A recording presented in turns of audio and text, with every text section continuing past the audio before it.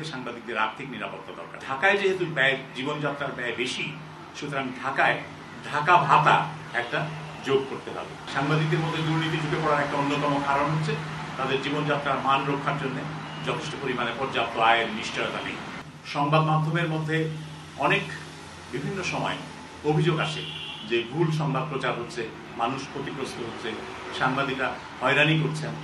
Grievances মানুষের, সাধারণ পাঠক, দর্শক, শ্রোতা, তাদের গ্রিভেন্সেস, সেটার প্রতিকার পাওয়ার জায়গা কোথাও নেই। আগে একটা ছিল প্রেস কাউন্সিল, এখনো আছে সেই প্রেস কাউন্সিল, কিন্তু সেই প্রেস কাউন্সিল খুব একটা কার্যকর না। সেই প্রেস কাউন্সিল সাংবাদিকদের স্বাধীনতা রক্ষাতেও কোনো ভূমিকা রাখতে পারেনি কার্যকরভাবে। আবার একইভাবে ভুক্তভোগী যারা সংবাদ মাধ্যমের ভাবে অন্যায় বা ভুলের কারণে যারা ভুক্তভোগী, তাদের প্রতিকার দেওয়ার ক্ষেত্রেও খুব সফল হয়নি। এই ঈদে জামা জুতো অ্যাক্সেসরিজের ডিসকাউন্ট।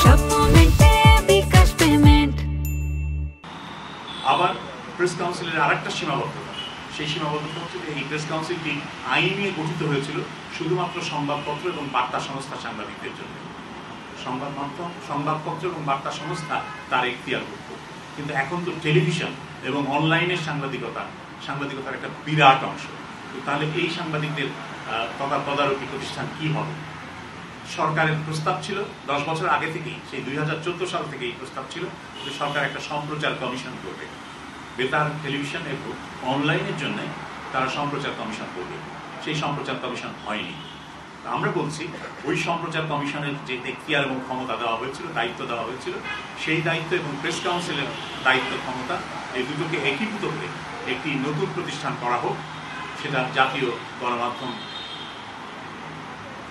কমিশন হবে, একটা স্থায়ী কমিশন, জাতীয় গণমাধ্যম কমিশন, মিডিয়া কমিশন হবে স্থায়ী।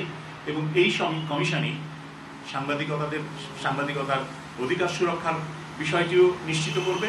আবার একই সাথে গ্রিভেন্সেস মেকানিজম, যেটা অর্থাৎ সংবাদ মাধ্যমের ভুলের কারণে যারা ক্ষতিগ্রস্ত হয় তাদের প্রতিকার দেওয়ার কাজটা ওই গণমাধ্যম কমিশন করবে।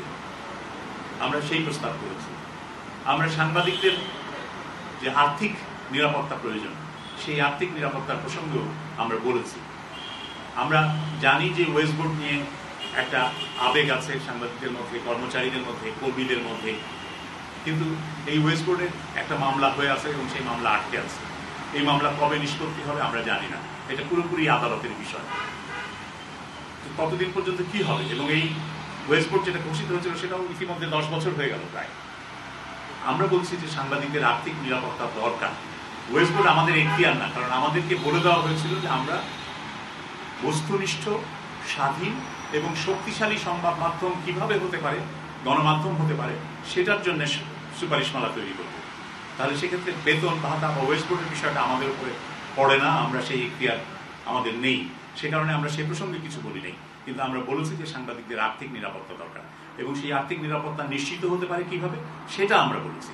আমরা বলেছি যে বিসিএস ক্যাডার সার্ভিসে যে প্রবেশের যে জায়গাটা, সেই ইকুয়াল লেভেলে, অর্থাৎ বিসিএস ক্যাডার সার্ভিসের 9ম গ্রেডের যে বেতন স্কেল, সেই বেতন স্কেলের সাথে সঙ্গতি রেখে সাংবাদিকদের এন্ট্রি লেভেলের বেতনটা হতে হবে।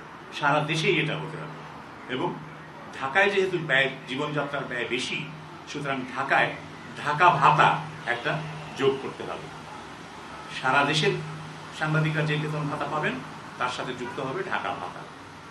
এটা নির্ধারণ করবেন সরকার, সংবাদ মাধ্যমের বিভিন্ন পক্ষ, তারা মিলেমিশে এই ভাতা কি পরিমাণ হতে পারে বা ঢাকা ভাতাটা কি হতে পারে সেগুলো তারা নির্ধারণ করবে।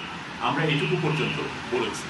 বিভিন্ন পদের জন্য বেতনের পার্থক্য কি হবে না হবে সেগুলো ঠিক করার পদ্ধতি এই অংশীজনরা মিলে এবং সরকার মিলে ঠিক করবে।